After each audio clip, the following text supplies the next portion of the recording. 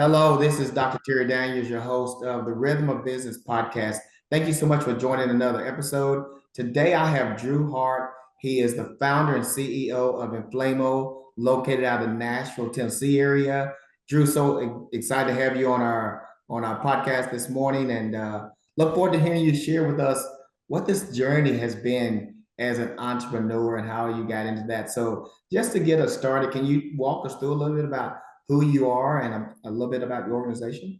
Yeah, I appreciate you hanging out with me, Dr. Terry. And I don't know how much time you have. If you want to talk about the journey, we could go on for quite some time. But yeah, I'll try to be brief for you. But yeah, my background, just briefly. So again, I'm in Nashville. Been in Nashville for just over 20 years now. Started off as a CPA with Ernst& Young. I did the public accounting thing for just over 3 years, and like a lot of other CPAs, came to the realization public accounting was not my heart's desire. Had an opportunity to get into investment banking and kind of live through the good and the bad and the ugly of that mergers and acquisitions world. So I did that for about 6 years. I enjoyed it. I enjoyed the day to day of that a whole lot more than the day to day of public accounting. But investment banking is just one of those careers. The longer you stay in it, the tougher it is to leave. And I was kind of rapidly approaching, if not past that inflection point. I had my first child, and priorities in life began to change, and decided to go be a CFO. So I left M&A, went and became a CFO for a wellness company here in Nashville, and again was there for just over 3 years. First 12 to 18 months was a lot of fun. Learning curve was steep. Yeah, next 12 to 18 months, Yeah, not so much. yeah. And so about halfway through that time there, I just took that proverbial step back. And I said, well, between the CPA, the investment banker, the CFO, what did you enjoy doing? How can you focus on that more going forward? And that ultimately led to the start of Inflammo. So 1/1/15. So coming up on our 10-year birthday, that's really what we represent is those three different backgrounds and skill sets: that accounting, that CFO, that M&A, and just wrapping those three different skill sets and experiences into this one holistic financial consulting platform. And so today, high level, roughly two business lines. We work with a lot of startups and growth companies and nonprofits and social enterprises where they just give us their entire accounting, finance, and HR function. So we come in and we take over all things, day to day, week to week, month to month, accounting and HR. That's one side of the house, and the other side is just more traditional project and consulting work, where we do, interim and fractional CFO assignments. We do traditional staff aug. We help companies go through the buy sell process. So a little bit of everything in that project consulting. But does that Wow. make sense? Yeah, ten years. 10 years, it's getting gray, and 10 years. It's honestly crazy for me to think that it's been 10 years. It's I'm been gonna a tell you, been Drew, that's that again, your background is very impressive. And to merge all of those unique experiences you had into one opportunity to launch out into Inflamo. So what made you want to go into this entrepreneurial journey? Was it a bug long time ago? I mean, you went through the corporate world and the individual roles that you've been in. What made you want to take the leap to be an entrepreneur? Yeah. I'm probably lucky I didn't know what I didn't know, or else I don't know that ever would have. I don't know. I think it's probably both a macro thing as well as more specifically a micro thing. At a macro level, I mean, 10, 11, 20, 12 years ago, I was doing what a lot of soon to be entrepreneurs do, and I was reading all about finding your life's passion and 48 days to the work you love. And so there was that underlying bug or itch. And about that same time, I came across a President Woodrow Wilson quote, longer quote, but part of it said, "You are not here merely to exist. You are here to enrich the world, and you impoverish yourself if you forget that errand."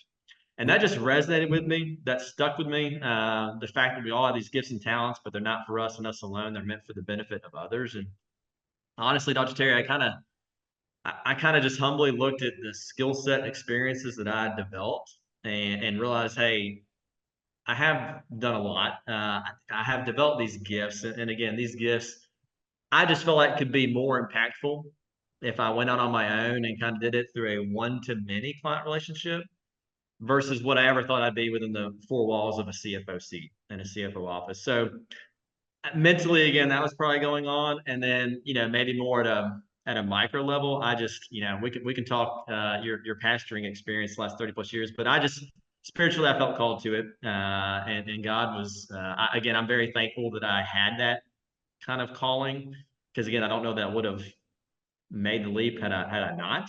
At the time, obviously, I was comfortable in what I was doing. I was making that CFO salary. I just had my third child. We just came out of a home renovation, and I don't know that I would have made that leap despite that underlying itch if I did not feel very much called that again. I was meant to go on this adventure, and he was going to be right there alongside. So made the leap, and again, 10 years later, the rest is kind of history from that Well, I'm perspective. gonna tell you what, Drew, and you said it earlier. I believe I could talk to you for like 2 hours.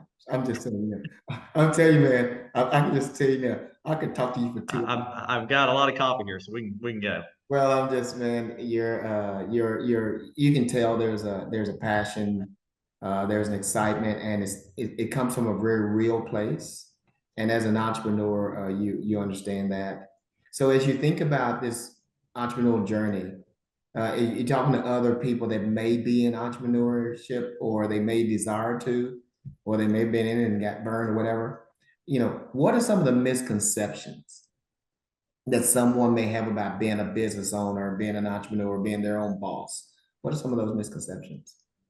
Probably I think one of the main things that maybe I don't mean to be a Debbie Downer here, but I think one of the main things that people aren't talking about enough is just how hard it actually is. And again, I don't say that to be discouraging. I say it honestly to be encouraging in the fact that when you do get into it, and when it does take twice as long as you thought, or it does cost you twice as much as what you originally planned, like that's okay, and that's part of the process. That's part of the journey. And I think we almost this entrepreneurship profession, I think, almost does itself a disservice by the way we kind of continually glamorize what it means to be this entrepreneur. We make it look like this easy reality where you're working on your own and everything's going to come into place and it's meant for everybody. And the reality is that the journey is probably not meant for everybody. But if you do feel called to it, just know that it is hard. And I only say it again because it probably is going to take more time. And so I want folks to have that proper expectation so that when the reality does come, where they're like, again, hey, this is pretty Yeah, harder than I thought it was going to be. yeah, When they hit that reality, it's not some shot to the expectations, or they don't think I don't want them to think they're not doing a good job or not making the progress to make. It just does. It takes time. yeah. It's hard work. You got to keep showing up. And I think more people in that entrepreneurial journey need to kind of express those sentiments to help again just kind of establish the proper expectations out of the gate for the newbie entrepreneur. So here's my $1 million question. And if you can Probably ask, got I probably got a 2 cent answer for you, but go. I'll take it. But if as I'm listening to you, Drew, and I'm seeing this call into entrepreneurship, this passion that you have, right? And you started this, you had the energy, you had the passion, you had the drive, you had the call. But here we are 10 years later, and I'm sure you've had to bring other people in. You've got other people on your team. You're doing great after 10 years. Now the question becomes, how do you take your passion, instill it in the people, and get them as excited for what you're doing as you have, so Yep. you grow this thing? How did you do that? How are you doing that? Yeah. I'd say a couple things. One, I think you got to dream big, right? I don't think many people want to get behind small-minded leadership. So, A, I think you got to dream big.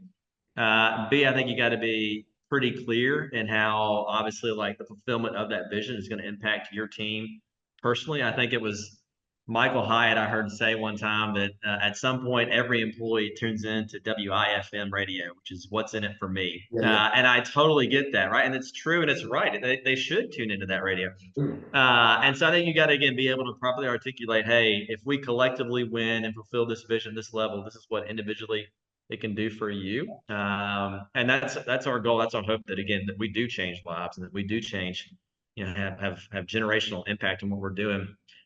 And then C, I think maybe the final thing is as a leader, you just got to be authentic. You got to be real. You can't be a phony. You can't be a fraud. But I think once your team understands that, hey, you do have their best interests in mind. You do want what's best for them. You want them to win. And I think once they see that authenticity come out from you as the leader, it's easier for them to kind of jump on board. And I'd say we're also, very fortunate, very blessed. But to your point, like people is everything in business, and um, you just got to be very intentional for that newbie entrepreneur out of the gate that's making those first few hires. Those first few hires are critical because they help set the tone at the top with you. Yeah. But you realize over time that a talent continues to attract a talent, and I don't mean just skill sets and competencies, but I mean DNA and the intangibles and the people that you want to be doing this life with. So those first few hires are critical, and if you get those right, you just know those will continue to attract those same mindsets down the road. So we've been very fortunate. I tell people all the time, we've done a lot of things extremely poor, over the 10-year period. We've done a lot of things well, but if there's one thing that I think we at Inflammo can kind of continually pat ourselves on the back for, it's the team we've been able to assemble. And again, that just kind of starts with not necessarily me, but some of the other leaders and leadership at the top, and how they've cascaded down from there. That is to that point. Every employee becomes that new commercial for you.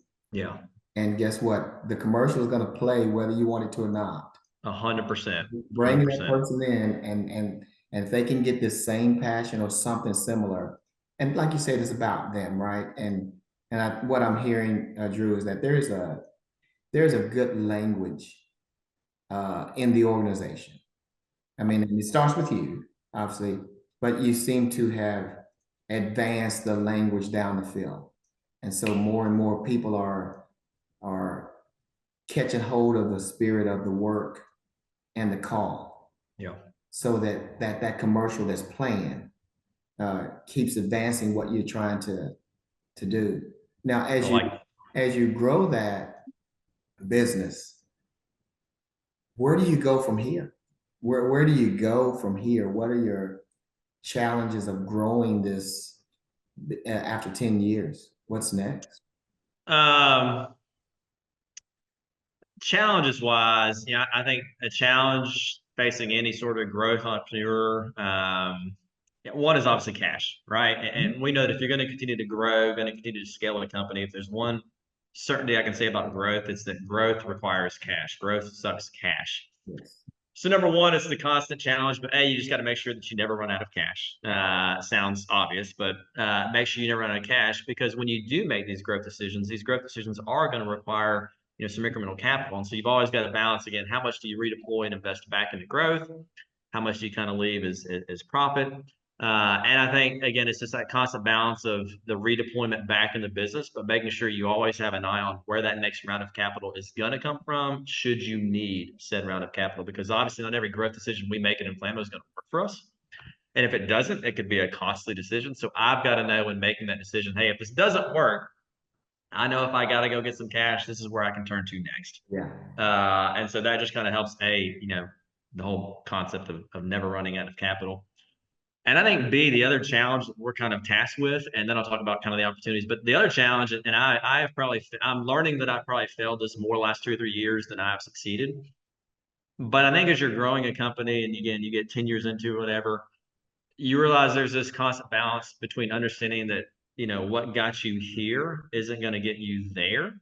But at the same time, in pursuit of trying to get there, you can't lose sight of what got you here. And I think, again, I probably have failed that balancing act. I'm the typical kind of entrepreneur that's always out there chasing the next shiny object and the next business line we can start up. And I think at times that's probably been maybe to the neglect of what got us here in the first place. Mhm. So you always want to modify, you always want to innovate, things like that. But I'm trying to learn, how can you bring that spirit to the bread and butter of what's working, versus maybe continually going out there and chasing the next squirrel, the next rabbit.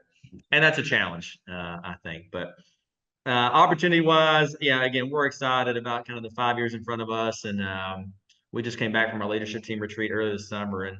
And really what we're trying to do is we're trying to create the equivalent of like the sports dynasty. And I grew up in the 80s. I grew up a Celtics fan. One of what I would say is the iconic sports franchises. And I remember at an early age going to the Boston Garden where they played, and you walk in there and they got all these banners hanging from the rafters. And that's what we're trying to do, is we've identified our own banners that we're after to kind of create this championship franchise. And we're fortunate we've got a couple. We literally have a couple rafters or a couple banners hanging from the rafters right now. A couple Inc. 5000 awards that we're very excited about. And they look great hanging there. But I think what we're most excited about over the next 5 years is hanging some other banners up that represent that winning culture that we're trying to develop and trying to represent kind of the impact we're looking to have along the way. So we're out there again, just trying to create the sports dynasty, doing the best we can day in, day out to do that. I mean, again, I think what you said earlier, you got to dream big. You got to know that it's available to us, and we've seen others do it. Why not us? Yeah. I think just being able to step back, and I love the statement because I remember reading the book, "What got you here won't get you there," and what got me here won't get me there, but I can't forget what got me here. And to do that, one of the things I call myself, Drew, is the rhythm coach. Yeah. How to get that rhythm between all the pieces of the puzzle. That's where the magic happens. If I can ever get my rhythm, then all the magic starts happening there, right? So Yeah. I love that, and there's nothing stopping you from creating those, getting those extra banners. And again, I grew up in the same. I'm way older than you, by the way, Drew. But I grew up recognizing and appreciating Boston and what they had accomplished, because they did it. They set the bar, similar to UCLA. They set the bar. 100%. They just I, set the bar. I like what you said, and I think that's so key, that the recognition that it's available to us. Mhm. And I think that's so undervalued or underrated.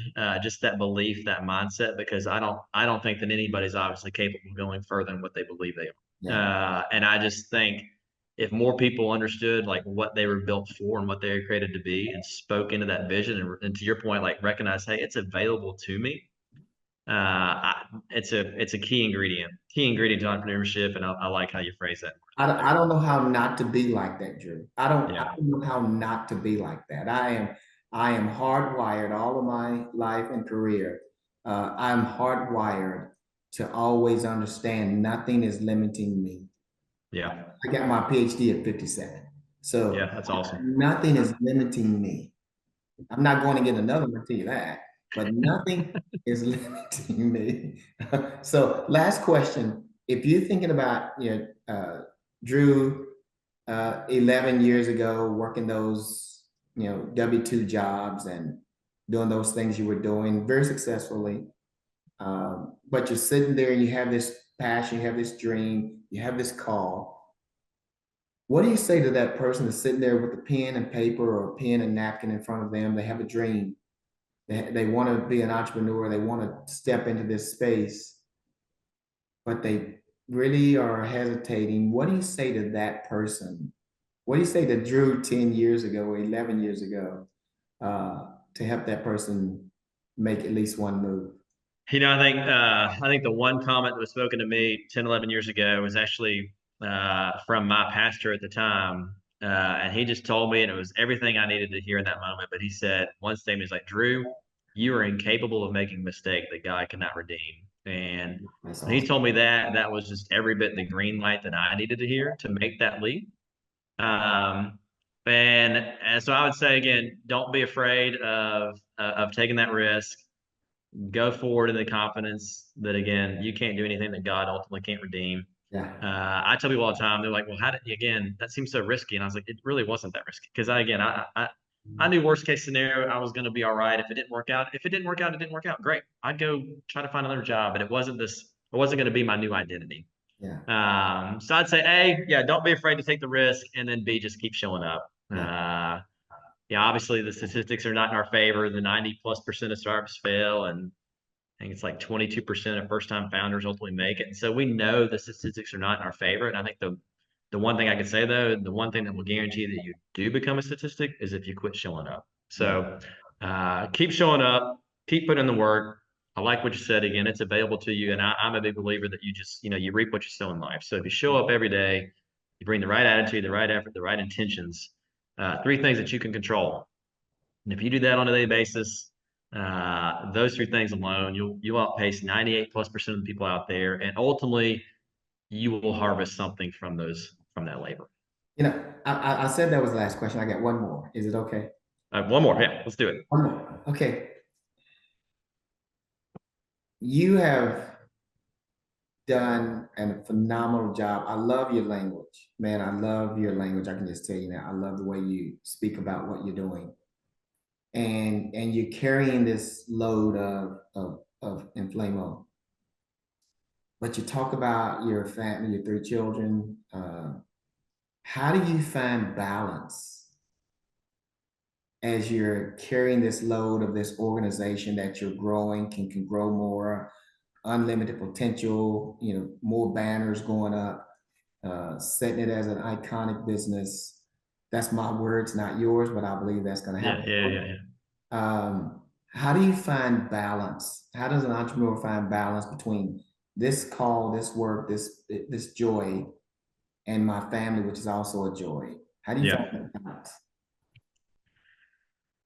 That's a great question. And I don't know that I have a great answer to that because I don't know that it's like balance that I'm after, if that makes sense. Because I look at it more. I think Tony Robbins said it's more integration, and that probably makes more sense to me, like work life integration versus work life balance. Because to your point, I think it's very hard to say, hey, I've got my professional life on this end of the seesaw and my personal and family on this end. If I'm constantly trying to figure out how to balance the two, I'm going to be extremely unsuccessful. But if I approach it out of the gate of knowing that I am my best self, professionally when I'm my best self personally, and then I'm my best self personally when I'm feeling fulfilled professionally, Yeah, and ultimately as a man, as a father, as a husband, as a business owner, I'm on one destination, right? And all parties, mentally, physically, spiritually, professionally, personally, we're all in the same boat together, trying to achieve this one destination.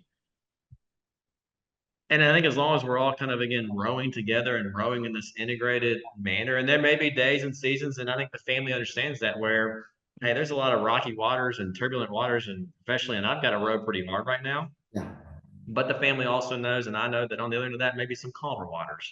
yeah, So I think again, it's probably less when I hear balance, I think like they're two distinct, separated things. yeah. And I don't know that I can operate that way. It's really like one integrated path, this one integrated journey that we're on, and Inflammo is just a component of it.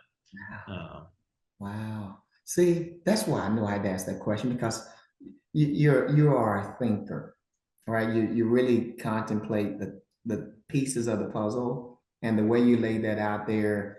It's not about balance because it's not a seesaw, one or the other. Right. It really is a matter of integration because they're all vitally important to each Yeah. other, right? My business is important to my family is important to my business, and they're integrated. And I really like the way you stated that. That's brilliantly said. Thanks so much for that. Thanks for letting me ask the question. I So appreciate it. again, Drew, thanks. I mean, I really appreciate you taking time and just sharing with the audience just the journey. And you've had an incredible journey and you shared that very well. So thank you so much. To the audience, this is Drew Hart. He is the founder and CEO of Inflammo out of the Nashville area. They specialize in integrating your business with all the pieces of the puzzle, whether it's financial, whether it's human resources, many different pieces. I would encourage you to reach out to Drew Hart. Even if you just want to have a conversation with him, I'm telling you, you I'm will. always up for coffee. Always have a conversation. So we hope you come back to listen to another podcast, The Rhythm of Business. Drew, thank you so much again for coming and sharing with us today. I appreciate the opportunity. Thanks for having me. Thank you all for coming, listening, and come back and listen to another podcast. It's Dr. Terry Daniel, your host. Have a great day.